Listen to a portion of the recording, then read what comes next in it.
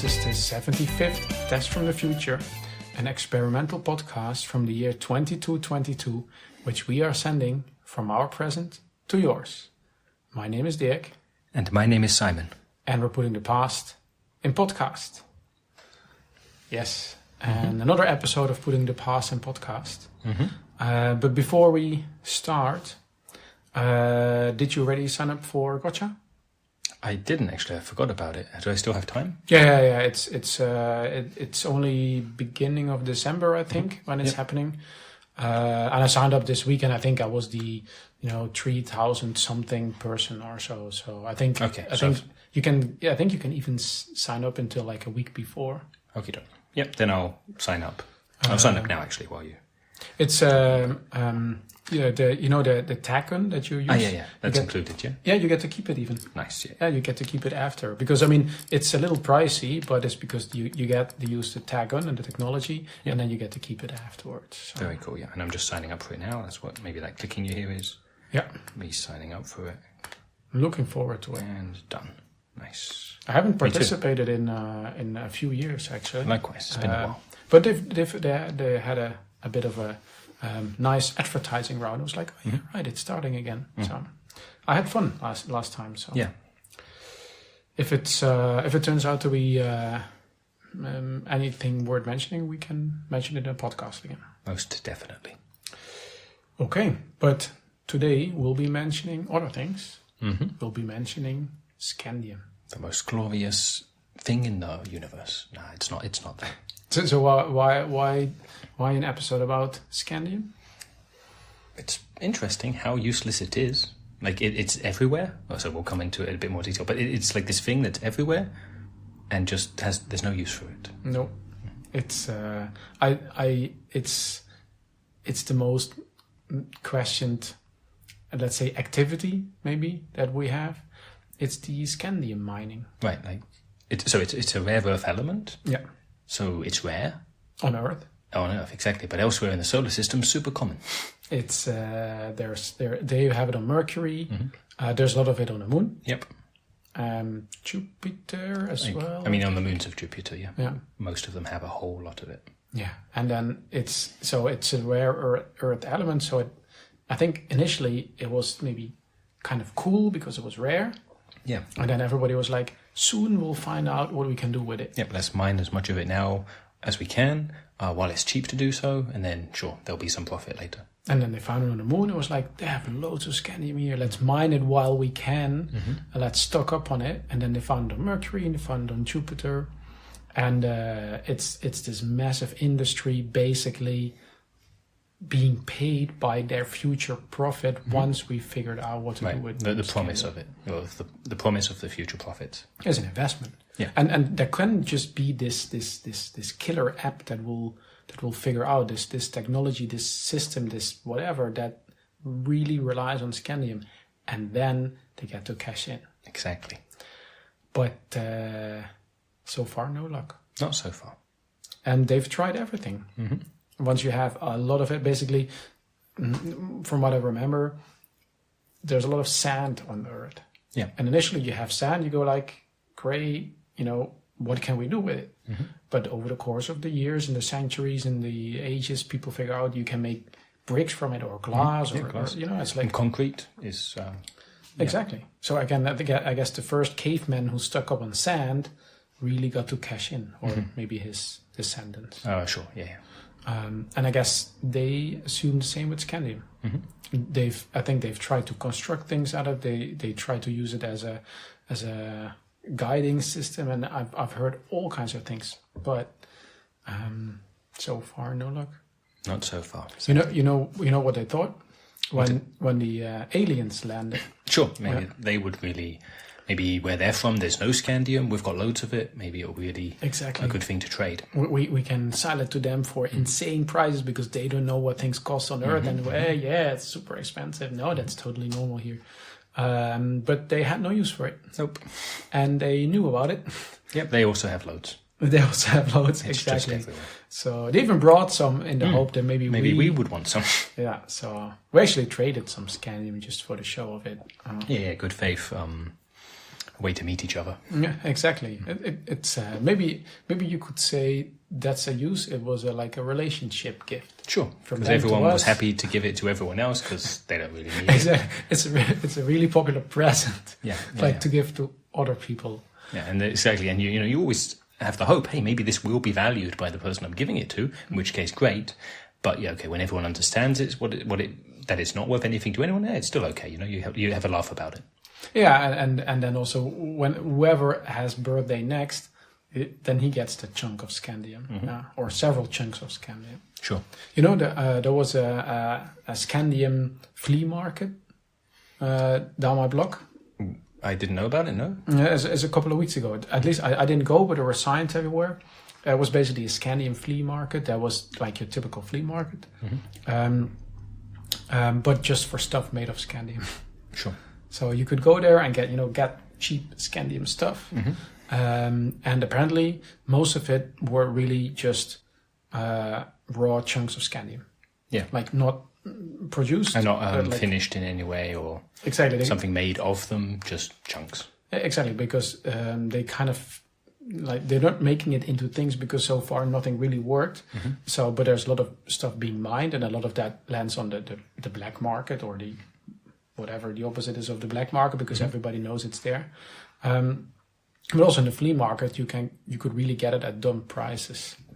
There's even a garage in Münchner Straße where you get to buy raw Scandium. Sure, if you have some use for it that opens you're keeping to yourself. Exactly. Every Saturday morning, every Wednesday afternoon, they open up the garage. You get to buy raw Scandium. And the robot selling it is not doing so well. No, I can imagine not. Yeah. So, but I guess maybe being solar powered, no need to buy food. You don't have so many expenses. Sure. But yeah, he's trying to sell Scandium. I guess maybe that he gets it because it's also mined on Mercury. Yeah. Maybe he got some connections there. Yeah, or maybe he's been there and just came back with a whole bunch of Scandium. Yeah. Or maybe somebody told him, hey, on Earth, this is popular. The good stuff. Yeah. Make sure you take a whole lot back with you. Exactly. You can get it really cheap here at Mercury. Yeah, but not from Earth, but exactly from one of the other moons. You can get a really cheap one Mercury, and you come home with your suitcases full of Scandium. Nobody wants it. And apparently the mining is pretty tricky, because on Mercury, obviously, but also on the moon, because it's a very unstable material. Like you make mines and they keep collapsing. Yeah. Yeah, it's for how worthless it is, a lot of danger is involved in mining it. Yeah. And then especially companies mining it, they need to really have their CSR up to date. What CSR? Corporate social responsibility.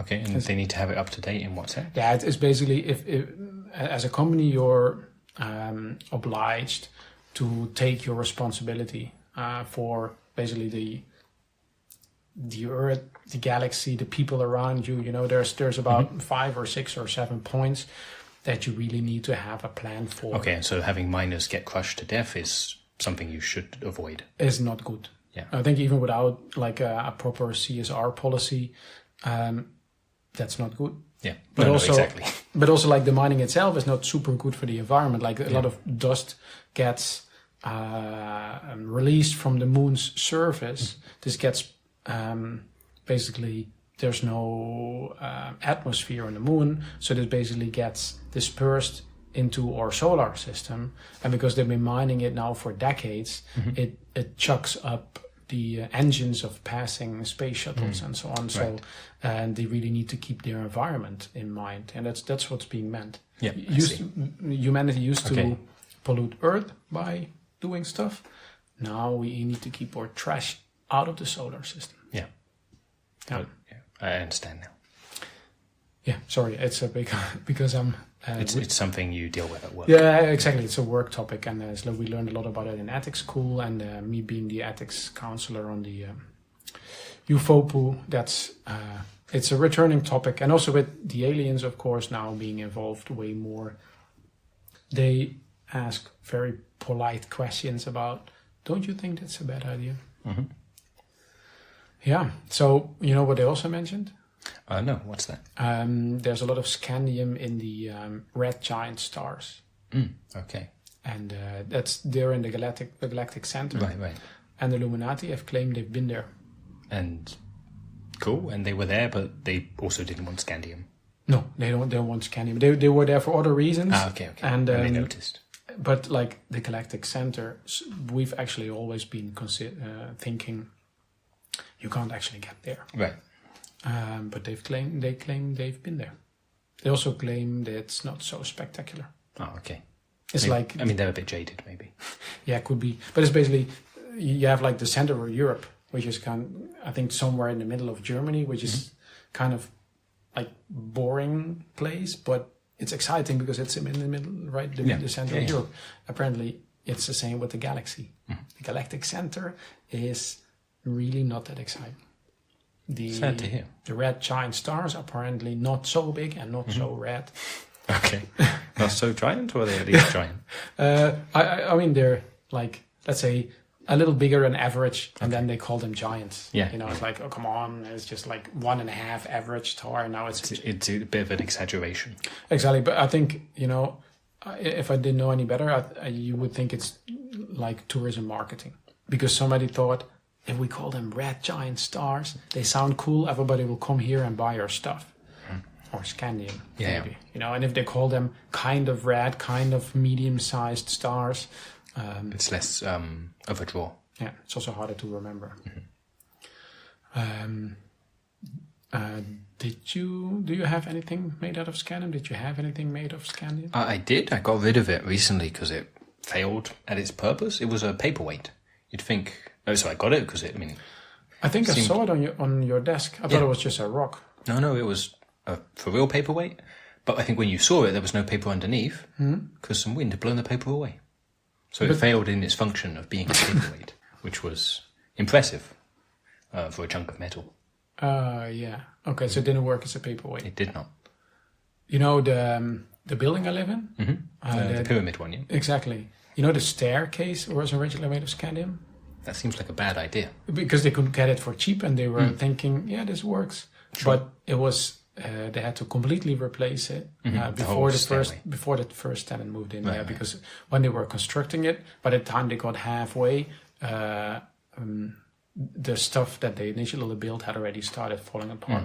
Right, like crumbling and collapsing. Exactly, just not sticking together. Yeah. So and then a staircase doesn't need to be able to do a whole lot of things, especially with people taking the elevator or teleporting up. Sure. But it should not fall apart. Exactly. It's one thing that it needs to be able to do is hold the weight of people. Yeah.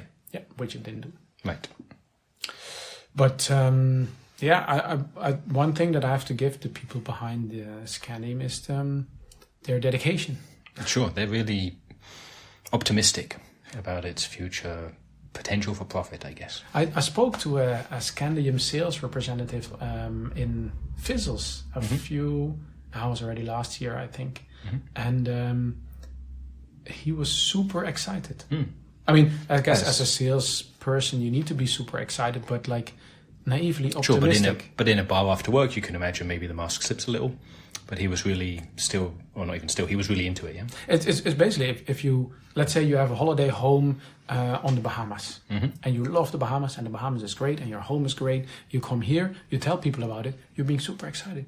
The Bahamas is great, and the beaches are nice, and whatever. Yeah. And so that's how he was being about Scandium. Yeah, exactly. He was super enthusiastic about Scandium, and how it looked, how it smelled, how it felt, what all the things you could do with it, and also he was super excited about working at the company selling Scandium, and you like it felt like any possible critical questions you were already not inclined to ask them because the guy was so enthusiastic, and if you briefly touched upon the topic of isn't the thing completely useless, it would just bounce off him. Yeah. You know, it was just like, it would kind of... He wouldn't bring him down or slow him. No, it would kind of like brush it apart, give some vague answer. Exactly. Very interesting. And so did he tell you what's so good about it? So was it really Could he give you a concrete or a definitive reason why it was so great, or it was more just his attitude? No, it was also like his positivity that they would figure it out at some point. Like I see. He wasn't hiding the fact that so far they didn't really find this key use, but it's only a matter of time. And they were having so many experiments and so many ideas and this kind of things he was saying. I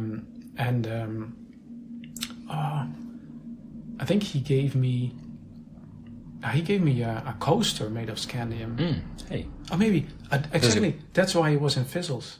Because he was trying to sell them the coasters made of scandium. Yeah.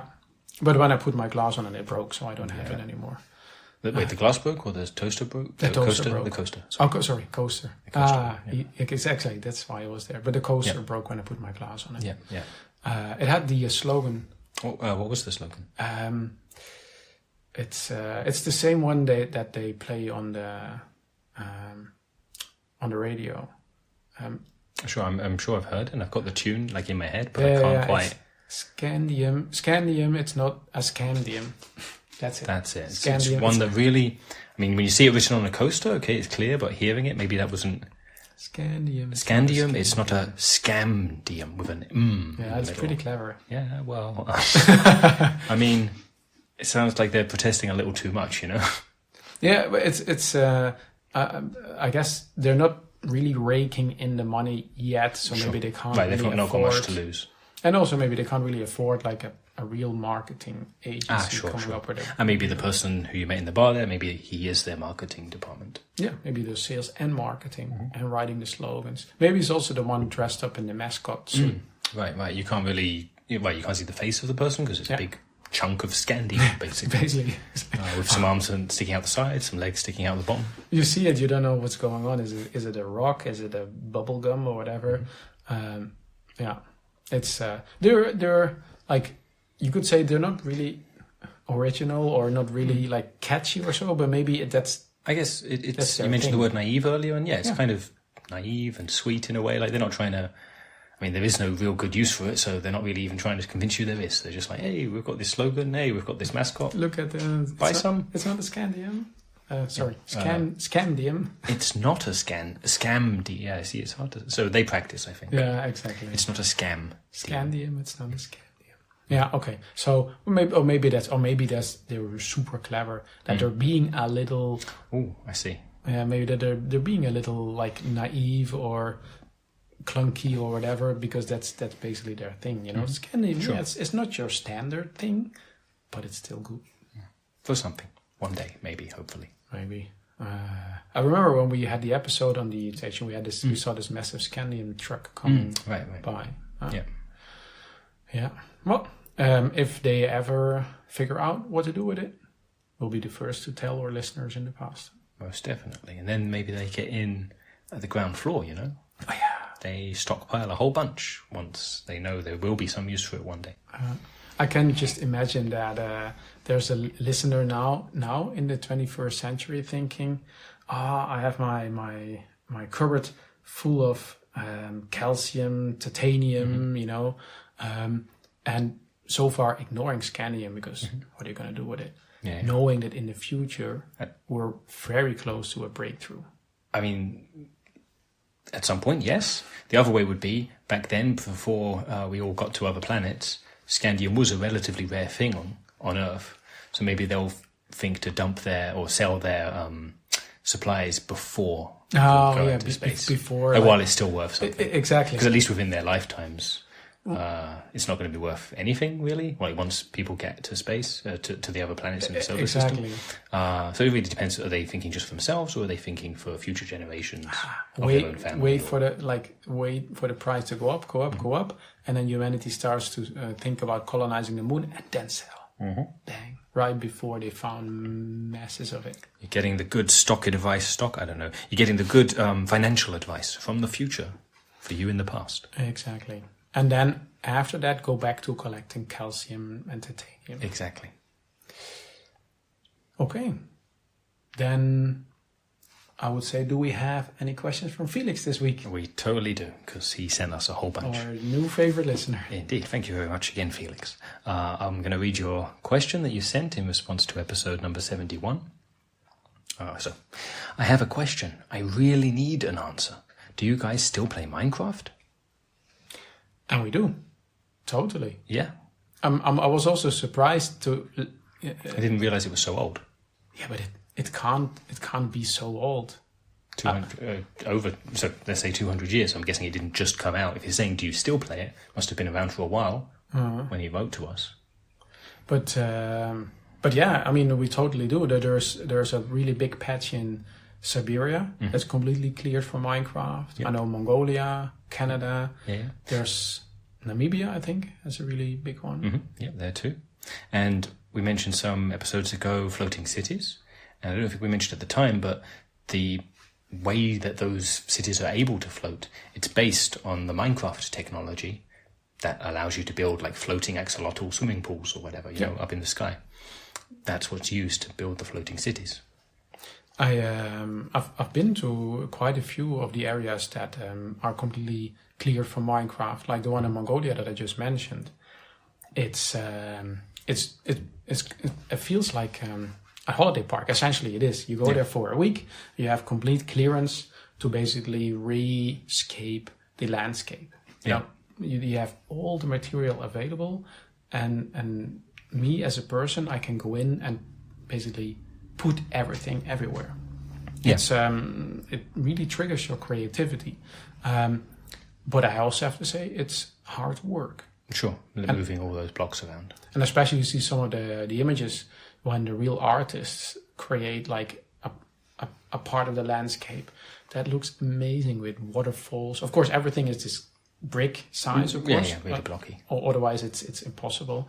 But these artists, they are so skilled in putting the right block at the right place. You go there, you don't recognize Mongolia anymore. It really looks like this fairy tale landscape. Yeah. But then you go there for a week, and even if you have all the material to your availability, it's really good. You don't get close, I guess. Well, it's a lot of exercise and also experience. So you need to know what you're doing and then actually do it. But you're basically lugging the material around. I mean, that's why the best Minecraft artists are robots, of course. Yeah.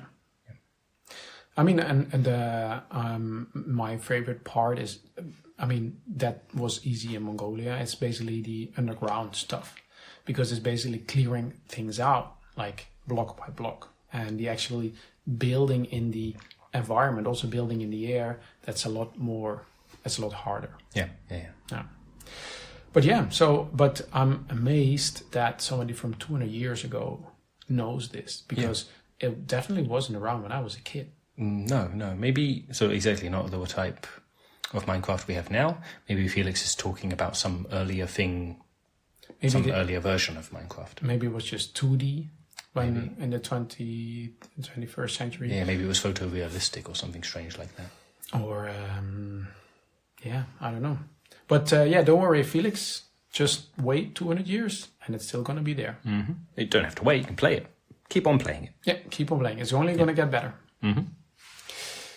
Okay, that was Felix's question for the week. Mm-hmm. Well, all our other listeners are going to find out what else he asked next week. And they, of course, can also contribute their own questions. Either, if they have questions about Felix's questions or our answers to them, but also anything else, especially Scandium, for example, this week. To ask those questions of us, they need to, so I'm going to shift who I'm addressing.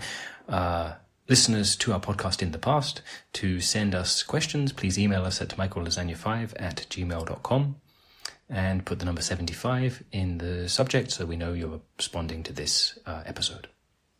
Exactly. And don't forget, Scandium, it's not a Scandium. Correct. All right. Then thanks for listening and see you in 200 years. Bye-bye.